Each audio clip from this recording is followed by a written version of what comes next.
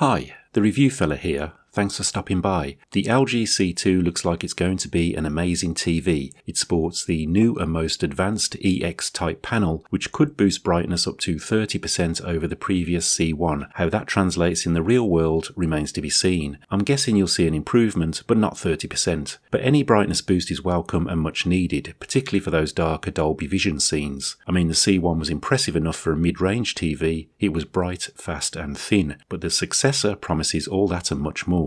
This is the 48-inch version, and at the time I ordered it, only the 42 and 48-inch versions were available in the UK, with other sizes available for pre-order. You'll be able to get it in sizes 55, 65, 77 and the whopping 83-inch, so plenty of size choices. Interestingly, the 42-inch version comes with a pair of feet, as it can also double up as a top-notch gaming monitor, leaving you some room underneath for things like cables. The C2 boasts the fast Alpha 9 Generation 5 processor, so it'll be just as powerful as the bigger TVs in the range, and it has an improved panel design. I really have high hopes for this. So let's crack this open and see what we have. All the additional items are placed in the top of the box in the packing material, so it's best to carefully cut the box open from the top to remove these first. Looks like we have a rear cover plate to hide these screw holes. Also the central stand, which is quite heavy and has to be to add some stability. It seems to be the same design as the C1. Some batteries for the remote. Various cables which I'll look at in more detail later. Screws for fixing the stand. Also the instructions and paperwork. The remote control looks very familiar and is the same as the C1 as far as I can see, but I notice now it has a button with Alexa printed on it. If we remove the top packing material, which I'm going to hang on to as I'll use that to lay the TV on face down, it will help me when I fix the stand. Reaching in, we can retrieve the long thin part of the stand. This is the smooth metallic part of the foot that can be seen from the front. Also get rid of these additional side packing pieces. I'm now going to lay the box back down carefully and cut open the bottom. This will allow me to easily lift off the box once I stand it back up again. Some of the packing material can now be used as support, so I can lay the TV face down on the box, elevated from the floor to help when fitting the stand. Fitting the stand together can be a bit tricky and the instructions aren't great. It's best done upside down like this. The long metallic piece needs to fit snug within the heavy metal part of the stand. Once you feel it fits correctly, secure it with the 3 screws using a crosshead screwdriver.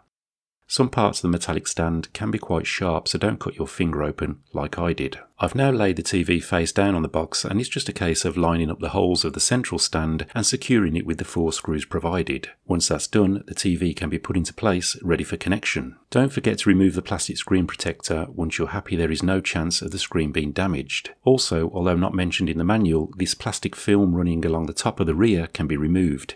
It might cause some heating issues if left on. So what do we have here? The power cord is fixed and is 1.5 meters long or 4.9 feet in length. The panel is ultra thin as you'd expect. The top portion is approximately 4.5 millimeters thick, or should I say thin, which is mind-boggling. It's even thinner than my phone. The lower portion of the design is chunkier and houses most of the components. There are also 4 HDMI 2.1 ports, 3 are on the side and 1 facing the rear. Also 3 USB ports, 1 of which is on the side and the other 2 on the rear. Plus all the usual ports and connections you'd expect. There is a new version of WebOS. It looks pretty similar to the previous version. That extra processing power comes into play though, as you can really notice it zip along. I think this works really well. With 0 lag, I can't foresee any problems. The quality of the image is just incredible. Super bright with beautifully saturated colours that just pop. I really can see the boost in brightness too, which is amazing. Gaming is breathtaking and vibrant with gorgeous contrast and colours and no lag as you'd expect. So on the surface, with just some initial testing, the C2 could very well be a worthy successor to the C1. I'm impressed and I'm very much looking forward to some tinkering so I can get the best picture settings possible for SDR, HDR, Dolby Vision content and gaming.